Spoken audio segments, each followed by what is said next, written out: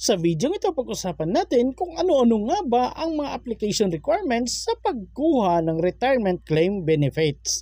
Kaya tara, samahan nyo at panoorin natin ang video na to.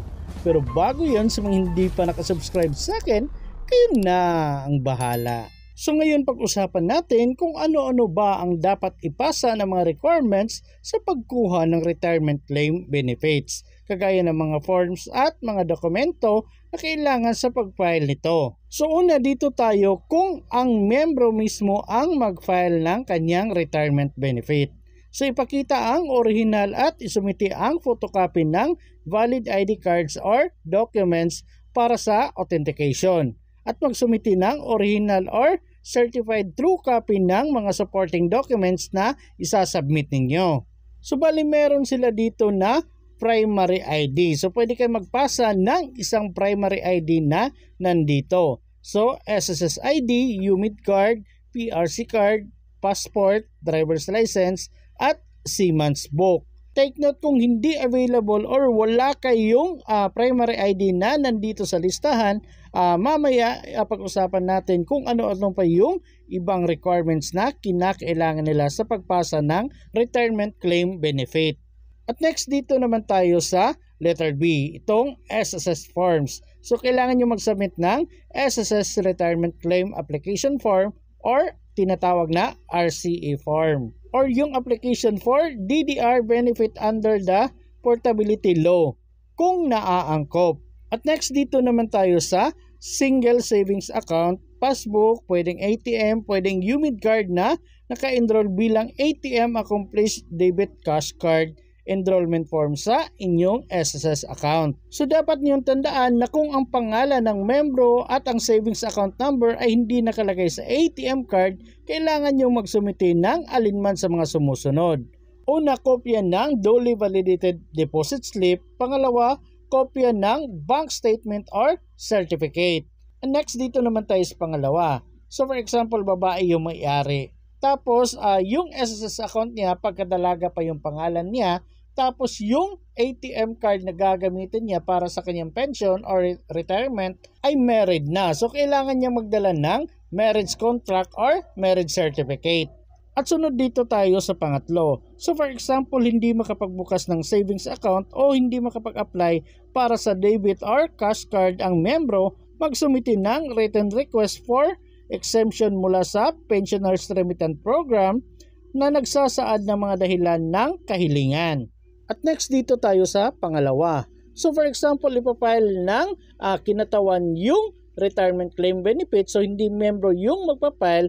Lahat ng mga dokumento na nabanggit natin sa unahan, yun po yung dadalhin ninyo, tapos magdala kayo ng valid ID cards or documents ng kinatawan. Pangalawa, letter of authority or LOA na permado ng membro, or pwede ring special power of attorney or yung SPA na particular na nagsasaad ng otoridad na mag-file at pumirma para sa membro.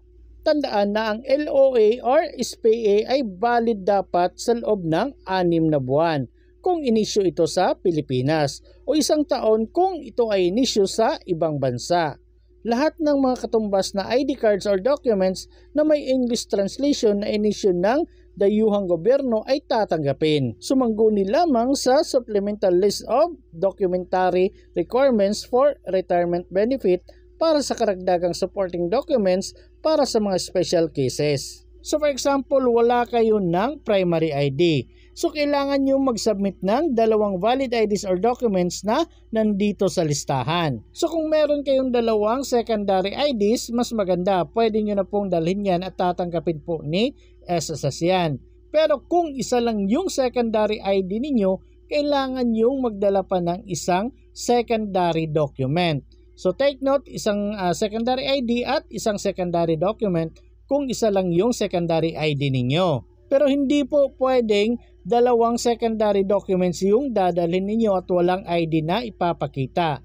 Dapat isang secondary ID at isang secondary document po. So ano nga ba yung mga secondary IDs and documents na tinatanggap nila? So una, postal ID, company ID or school ID, OWA ID, senior citizen ID, firearm license issued by PNP, TIN card, ID card issued by LGUs, barangays, cities, or municipalities, ID card issued by professional association recognized by PRC, Pag-ibig ID card or members data form, PhilHealth ID card or members data record, voters ID or voters affidavit, and pwede rin yung certificate of registration, SSS ID card, members data record, certificate of membership, credit card, pero dapat merong makikitang pangalan ninyo at perma ninyo. Tapos Peace Worker License Card issued by BIFAR, health or medical card, residence card, work permit issued by foreign governments, marriage contract or marriage certificate, seafarers registration certificate issued by POAA, alien certificate of registration or green card, certificate of confirmation from National Commission on Indigenous People, certificate issued by National Commission on Muslim Filipinos, certificate of licensure qualification documents from Marina, certificate of naturalization issued by Bureau of Immigration, NBI clearance, police clearance, court order granting petition for change name or date of birth, life insurance policy, student permit issued by LTO. So ulitin ko, dapat magdala kayo ng secondary IDs na nandito sa listahan, or kung isa lang yung secondary ID ninyo, kailangan nyo magdala ng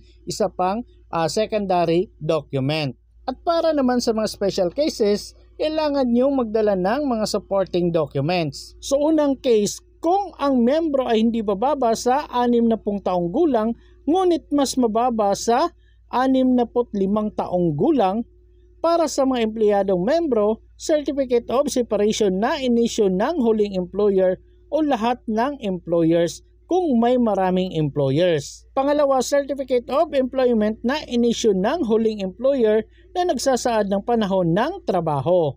Then pangatlo, SSS form, Affidavit of Separation from Employment with Undertaking, anuman ang katunayan ng employer.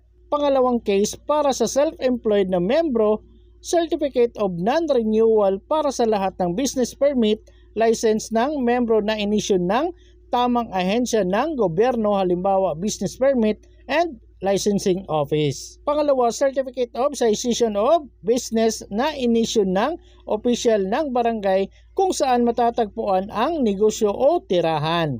Then pangatlo, SSS form or Affidavit of Separation from Employment, Cessation of Self-Employed with Undertaking. Pangatlong kaso, para sa kasambahay or house helpers, kailangan nyo pa rin mag-submit ng SSS form, Affidavit of Separation from Employment, Cessation of Self-Employed with Undertaking, tapos Certificate of Separation na inisyu ng huling homeowner or employer.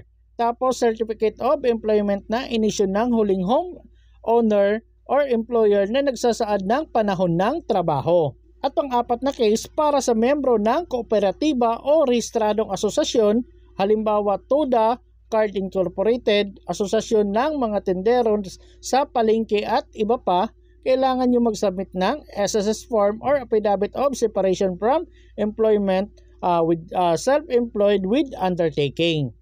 Tapos Certificate of Termination of Membership na permado ng otorisadong kinatawan or lagda or specimen card signature ng kooperatiba or asosasyon. Then, Certificate of Membership na permado ng otorisadong kinatawan o lagda sa specimen signature card ng kooperatiba or asosasyon na nagsasaad ng panahon ng pagiging membro.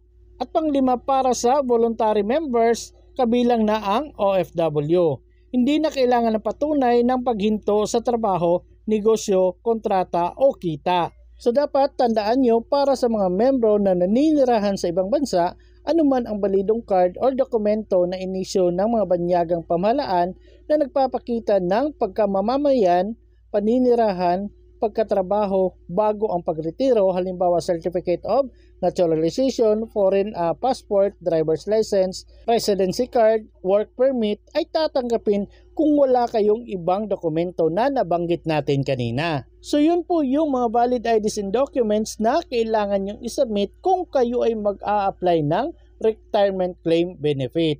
Tapos may video na rin po ako niyan kung paano mag-apply ng retirement claim benefit online. So yes po, pwede kayo mag-apply through online. So ilalagay ko na lang po yung link sa description box.